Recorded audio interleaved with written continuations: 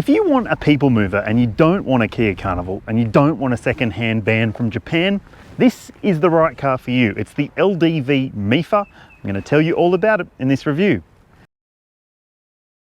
G'day, my name's Matt. This channel's called The Right Car, and the LDV Mifa could be the right van for you if you're looking for a people mover that has sliding doors, a pretty sizable boot at times, and a pretty likable drive experience. Yeah, there's a fair bit to talk about here, so stay tuned. I'm going to tell you all about it in this review, and if you haven't already, please do subscribe. It helps a lot. There are 3 different versions of the LDV Mifa available in the petrol-powered range. There's electric versions as well. I'm not doing a review of those in this test, but let's talk about the petrol models. All of the prices you'll see are drive-away prices for a private buyer. If you hold an Australian business number or ABN, you will get discounted pricing, so keep that in mind.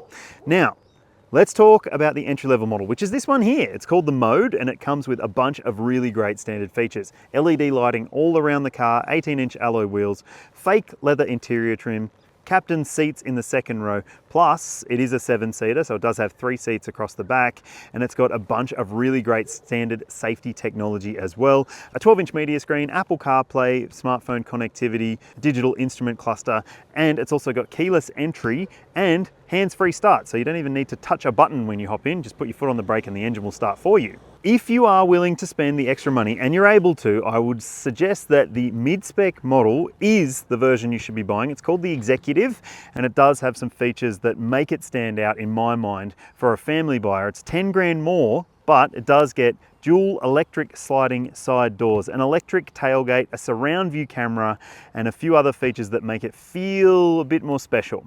And in the second row seats, you also get heating and cooling, and you also get massage function, which is nice.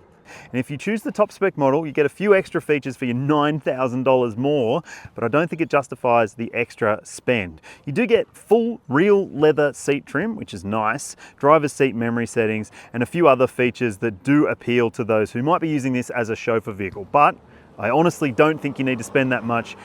The low spec or even the mid spec is going to be enough for most people's needs. All right, so let's talk about competitors. The Kia Carnival is the best alternative.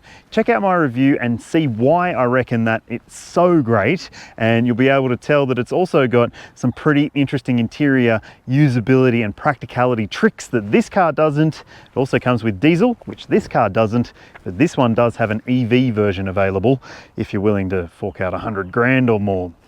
And the next best alternative is the Hyundai Staria. Now it comes with a petrol V6 and diesel with all-wheel drive, unlike the Carnival. So it does make a lot of sense. If you go to the snow a lot, it could be a really good choice for you. And it does have a very, very big practical body as well. But it is very big, so it might not be for everyone. And finally, if you are looking for one of those Japanese vans like a Nissan Elgrand or a Toyota Velfire or Alphard, be sure to check out my mates over at Redriven's channel. They've got a bunch of used car reviews, including some of those JDM import vans, which could be very interesting to you because, hey, they might stack up better than this. This is a pretty big vehicle. It's more than 5 meters long, and it's also about 2 meters wide and 2 meters tall. Well, not 2 meters tall. I'm 182 centimeters or 6 foot. It's, yeah, just a little bit taller than me. And it is going to be suited to those who have the space to park it, because look, it does have some elements of it that might be intimidating for some people, but let's check out the boot and see if it stacks up from that perspective. All right. Let's check out the boot space. Unfortunately, this base model doesn't come with an electric tailgate, but it is a pretty light tailgate anyway.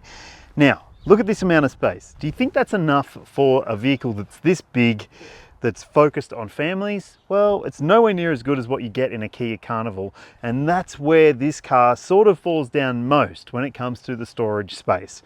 However, let me show you a couple of tricks it has. All right, so you can slide this seat forwards if you need to, and that gives you much more space. Look, that's going to be big enough for a couple of prams, or maybe you know, whole lot of luggage to the airport and back. And if that's what you're buying this car for, that's good to know. Now, you also need to know that if you are buying this car as a full-time heavy-duty load runner, then you're going to need to know that the payload capacity is not fantastic. So if you had 7 adults my size in there, you'd be over your payload capacity. That's something you need to know. It could be a deal breaker for some people. Now, let me just show you a bit more of the usability of this space. All right, let's slide this seat back, and then you end up with not as much space as you want. But let's say you've got 4 seats in use and you just want to have extra storage. You can always fold these seat backs down, and then you can use the top of this section as a storage area. I wouldn't recommend it, but again, you can slide that back forward and you end up with quite a bit of space back there. So it really depends what you're planning to do with this vehicle as to whether it's going to be usable for you. Up front, there are some interesting elements to this car. Some of them are great, some of them are going to take some learning, people. Let me tell you, this media screen is the thing that's going to take some learning, because it does have quite a lot of work to do through this screen, including things like turning on the headlamps. Yep, you have to press a button on the screen if you want them to be off auto. Obviously, auto is what most people leave them on these days anyway. There are air conditioning controls down here. So you've got a little fan button down here, but it's like a haptic controller, and that's for your temp and also your demisters and stuff as well. One thing I'm not loving, this is the entry-level mode version, and it has a plastic steering wheel, which doesn't feel very, very nice in the hands. It does have a digital screen in front of that steering wheel, which has a bunch of different information on it, but it isn't maybe as high-end as some of the other elements of this cabin make it feel. So for instance, you get this fake leather trim in this version, and it does look and feel really nice. There's nice stitching as well. You've got a nice bright light headliner, which I really like. You've got good LED lighting throughout the cabin as well, and obviously you've also got Apple CarPlay, which is good to see. The controls on the steering wheel are very basic, very minimalist, and also the controls on the stalks, so you've got a gear selector on this side, very easy to confuse with a blinker if you're used to driving one with a right-hand blinker. So just keep that in mind. It's like a Mercedes-Benz. And then you've also got this stalk on this side, which is for your indicators and your wipers. But like I said, your headlights are through the screen. All right, so there are a couple of USB ports down here. You've also got a couple of cup holders, a big storage tray underneath here, a little storage tray for your phone, but it's not wireless phone charging, which is a bit of a shame. You've got a covered center console bin too, and you've got big door pockets. So, yep, it's pretty good. I would say maybe that the fit and finish isn't perfect. There's a bit of a wiggly sort of looking line across the dashboard here, and the materials maybe aren't as top-notch as you might expect, but I think for the money, it's pretty good. Let's check out the second row. Just have a look at this. I've got so much space back here, and I'm a bigger than average adult male, in Australia at least. And this seat is set for my driving position. I've got lots of leg room, lots, and heaps of foot room too. I can even stretch out and put my feet under the seat in front. And in the higher grade models, you also get like a little section underneath here that folds out so you can rest your legs if you want to. And you'd want to do that if you wanted to slide back even further, which you can. So if you're very tall, you can have as much legroom as that. And if you actually have rear seat occupants that are very tall, then you can make it less comfortable for yourself if you're sitting in here. Now, I've been sitting behind myself in the back row taking some notes, and I'll show you what it's like in there in a sec. But this space is very, very good. Okay, so what about the usability? Well, you've got a set of controls up here for fan and temperature as well. And you've got vents on the sides here as well. You've got little lights on the edges, so it is very practical. This model is the base model, and you can tell that because it has these manual doors. If you buy the next model up, you get electric sliding side doors. And for some parents, that might be a necessity because they're worried about their kids getting their hands or bodies stuck in the gap when the door is closing, and it can run away from you if you're facing downhill or something like that. So that's something to keep in mind, but it doesn't feel like a base model otherwise. You've got lots of amenities, lots of storage. You've got map pockets on both seats. There are bottle holders in the doors as well. The windows go up and down on the windows, which is good. You've got a little storage tray here, probably really good for a phone. And then there's a couple of charge ports there, USB ports as well, and some fold-out cup holders down between the seats too.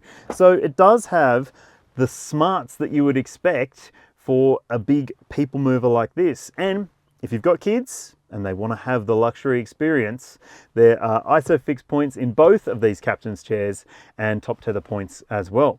Obviously, you could just get up and walk into the back row through this hallway, which is pretty sizable, but there's a bit of an issue when it comes to the ingress and egress to the third row when you're folding these seats forward. So let me show you what I'm talking about. This is going to be a little bit awkward. There's a little slider over here. Yep, okay. And then there's a bit of a gap, but it's not a huge gap. And then you can fold it forward a little bit. But some other vehicles out there have smart seat bases where they fold up and you can slide it all the way forward. And then you get a really big walkway into the back seat. But that's not the case here. So it's just something you want to keep in mind because it's not the best way of doing folding seats. But it's also not a deal breaker, I don't think. All right, let's jump in the back and see what it's like. Rightio, so I have set this seat to be in the position that would be comfortable for me to sit in. And look how much space I've got. That's like 20 centimeters of space. There's plenty of room. I'm 182 centimeters or 6 foot. And yeah, lots of space back here, people. It's a very accommodating third row experience, apart from the ingress and egress situation. But look, I reckon that if you aren't going to use the back row all the time, it's going to be a pretty good option. If you are, make sure you test out whether it is usable or not for you, because these are quite heavy and they aren't the best when it comes to the usability of folding and that sort of stuff. But now let's talk about third row space because, yep, there's plenty. You've got ISOFIX point on this side. You've got a top tether point on that side as well. 3 seats across here. You've got 2 USB ports in the back. You've also got vents and lights and grab handles and a big set of windows with a really good view out for those in the back. If you want to be using this vehicle as a people mover with adults in the back row all the time, that ingress and egress is the biggest issue because space certainly isn't. Under the bonnet of the LDV Mifa is a 2-litre 4-cylinder turbocharged petrol engine with 160 kilowatts, 360 Newton meters, and it has an 8-speed ACEN automatic transmission, and it's front-wheel drive. And if you're wondering, yes, there is an electric version, but geez, it costs a whole lot more, even though it does have some pretty compelling specs. Before we get going, you don't actually have to press a button to start this car. All you do is sit in the driver's seat, put your foot on the brake like an electric car, and it turns everything on, which is pretty cool. And also the gear selector is on the steering column. So there's a little stalk here, like a Mercedes. You just push it down to put it in drive or up to put it in reverse, push the N button in for park, and there you go. All right, let's go for a drive. You're joining me for my first ever drive of this car. I literally just sat in the car, and so I can say already instantly that it has a perky engine. This little 2-litre has a fair amount of grunt for this sort of application. Look, if you fill up all the seats, you're gonna feel it, I reckon, but for a runaround car, it feels pretty up to the task. This ACEN automatic transmission seems to shift pretty nicely too. It certainly just feels like a pretty enjoyable and pretty zesty little powertrain, this. It also has quite nice steering. It just feels quite direct, very, very agile feeling, which is nice because it is a big vehicle. It is a big vehicle, so it would be easy for it to feel a bit large, but it doesn't. It actually feels pretty easy to maneuver, which is good. And if you do a lot of urban driving, if you encounter a lot of roundabouts or stuff like that, then you might find that it is just right. It seems to change direction very easily. And hey, the ride comfort, wow, these roads are not great where I'm driving right now. And it's not perfect, but it is dealing pretty well with the lumps and bumps in the road surface below. There's lots of pock marks and potholes and stuff, and it's just sort of cruising over the top of them without too much fuss. The only thing you can really pick up on is that the rubbers on the windows of the doors can squeak a little bit at times, but hey, I don't think that's a deal breaker. The brake pedal response is quite positive as well. It does pull up pretty well, and it is, yeah, pretty zesty little thing. This is good. I'll be perfectly honest with you, I wasn't expecting the drive experience in this car to be quite as likable as it is. It's got a nice petrol powertrain, it's got a pretty smart transmission, it's got nice ride compliance and comfort. So yeah, I reckon it's pretty compelling. If you're looking for a people mover, put this on your list, people. movers. Alright, so the official combined cycle fuel consumption figure is 9.3 litres per 100 Ks. That's for all versions of the petrol Mifa. And look, I can't tell you what I've achieved in this test because this test hasn't been my usual test. This has just been a quick drive in this car. So I would say though, having experience with petrol people movers in the past, if you do plan to put a whole bunch of people in the back, you're going to see a lot higher than the official number. But I can't tell you what I've seen because it's not realistic in this test. The Mifa scored the maximum 5-star ANCAP safety rating against 2022 criteria, so it has heaps of standard safety technology and equipment, including autonomous emergency braking with pedestrian and cyclist detection. There's lane keeping assistance, blind spot monitoring, rear cross traffic alert, and a reversing camera on the base model with rear parking sensors. If you step up to the top 2 grades, you end up with a surround view camera, which I think really should be standard across the range. This is a big car, and although it does have a lot of glass, it can still be hard to see out of at times. It also has all the necessary airbags, including dual front center, front side, full length curtain all the way to the 3rd row, so it should be a very safe option for family buyers. But tell me what you reckon in the comments section. Is it good enough for you? There's a 7-year, 200,000 kilometre warranty for the Mifa, which is pretty good. In fact, it's very good. And it also comes with 5 years unlimited kilometres of roadside assist. Now, when it comes to servicing, it's a little bit needy, every 12 months and 10,000 Ks. So that's a bit more regular than some of the other vehicles out there. And just keep in mind that there is no cap price servicing plan for LDV. Speak to your dealership, get an idea of what it might cost you to maintain, and you will be able to make up your own mind from there, I'm pretty sure.